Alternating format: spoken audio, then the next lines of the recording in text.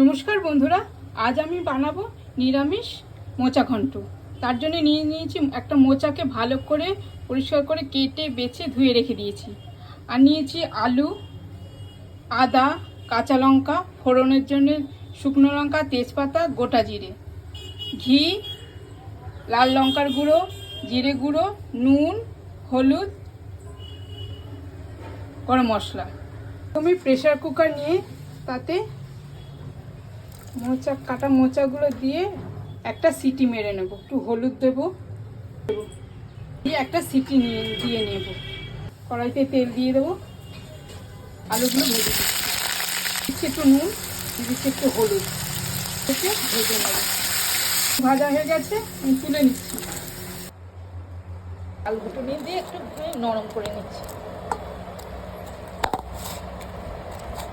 ফোড়নটা দিয়ে দিচ্ছি জিরে, তেজপাতা, শুকনো লঙ্কা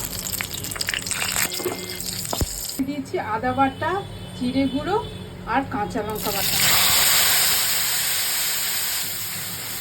ভালো করে কষিয়ে নেব মশলাটাকে। দেবো কাশ্মীরি লঙ্কার গুঁড়ো অল্প করে কষিয়ে নেব। সেদ্ধ মোচাটা দিয়ে দেবো। ভালো করে মশলাগুলো মাখিয়ে নেব। ভালো করে মশলাটা মাখিয়ে নিচ্ছি। মশলা মাখানো হয়ে গেছে, তেল ছাড়তে শুরু করে দিয়েছে। আমি আলুগুলো দিয়ে দেবো।